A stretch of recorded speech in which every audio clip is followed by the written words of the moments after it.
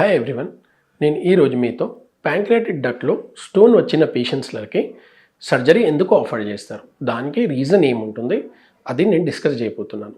And surgery చేయకపోతే దానివల్ల ఎట్లాంటివి issues రావచ్చు, అది అవాయిడ్ చేయడానికి సర్జరీ ఎందుకు చేస్తారు, అవి కొన్ని ఇంపార్టెంట్ రీజన్స్ మీతో బ్రీఫ్గా డిస్కస్ చేస్తాను. ప్యాంక్రియాటిక్ డక్ట్లో స్టోన్స్ వస్తే అందరికీ ప్రతి ఒక్క పేషెంట్కి సర్జరీ అవసరం ఉండదు. దాంట్లో ఓన్లీ సగం మంది పేషెంట్స్లకి సర్జరీ అవసరం పడుతుంది.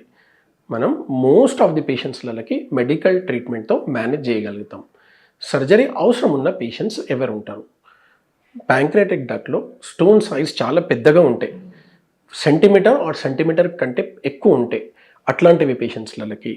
అండ్ ఆ స్టోన్తో బ్లాక్ అవ్వడం వల్ల ప్యాంక్రియాటిక్ డక్ బాగా ఉబ్బిపోతే 8 mm నుంచి పైన ఉన్న వాళ్ళకి సర్జరీ అవసరం పడుతుంది. ఇది కాకుండా ప్యాంక్రియాటిక్ డక్ట్లో మల్టిపుల్ రాళ్ళు ఉన్న వాళ్ళకి కూడా సర్జరీ అవసరం పడుతుంది. అండ్ ఆ స్టోన్ రావడం వల్ల రిపీటెడ్గా ఇన్ఫెక్షన్స్ అయ్యి ఆ దారి ప్యాంక్రియాటిక్ డక్ దారి సన్నగా అయిపోయి బ్లాక్ అయిపోతే కూడా పేషెంట్స్లకి సర్జరీ అవసరం పడే ఛాన్సెస్ ఉంటుంది. ప్యాంక్రియాస్ డక్ బ్లాక్ అయిపోయిన తర్వాత సూడోసిస్ట్ అంటే ప్యాంక్రియాటిక్ జ్యూస్ లీక్ అయ్యి ఒక నీళ్ళ కట్టి మాదిరి ఒక సూడోసిస్ట్ ఒక కలెక్షన్ ఉంటే అట్లాంటివి పేషెంట్స్ కూడా సర్జరీ చేయాల్సిన అవసరం ఉంటుంది. ఇది కాకుండా మోస్ట్ ఇంపార్టెంట్ రీజన్, కొంతమంది పేషెంట్స్కి లాంగ్ స్టాండింగ్ క్రానిక్ ప్యాంక్రియాటిస్ వల్ల స్టోన్స్ వల్ల రిపీటెడ్గా ప్యాంక్రియాటిక్స్ అటాక్ వచ్చి క్యాన్సర్ డెవలప్ అవుతుంది. ఈ పేషెంట్స్కి కూడా సర్జరీ చేయాల్సిన అవసరం ఉంటుంది. ఈ పేషెంట్స్కి సర్జరీ ఎందుకు చేస్తారు, దానికి కొన్ని ఇంపార్టెంట్ రీజన్స్ ఉంటాయి. ఫర్దర్గా ప్యాంక్రియాస్ని డ్యామేజ్ ప్రివెంట్ చేయడానికి సర్జరీ చేస్తారు. రిపీటెడ్గా పెయిన్ అటాక్స్ ఈ రాళ్ళు రావడం వల్ల పేషెంట్స్కి ఉంటే ఆ రిపీటెడ్ పెయిన్ అటాక్స్ కంట్రోల్ చేయడానికి సర్జరీ చేస్తారు.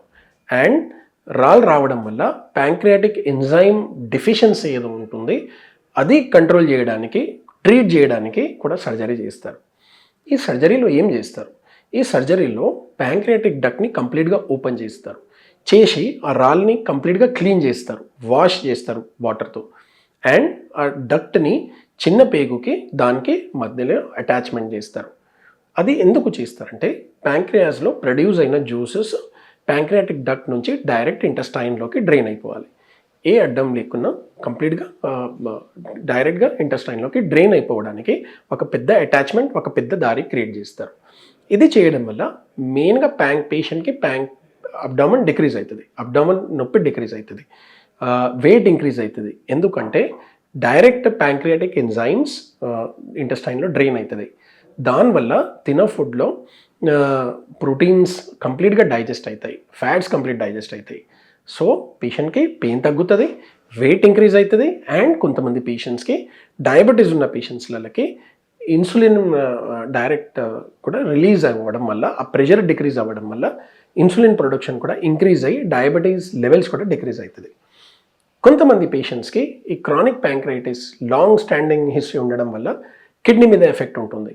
సో ఆ కిడ్నీ ఫెయిలియర్ని కూడా మనం ముందు సర్జరీ చేసి మనం ఫిజియాలజీని ఇంప్రూవ్ చేసి కిడ్నీ డ్యామేజ్ని కూడా మనం ముందు నుంచి అవాయిడ్ చేసుకోగలుగుతాం, ఎర్లీ సర్జరీ మనం ప్లాన్ చేస్తే. Thank you.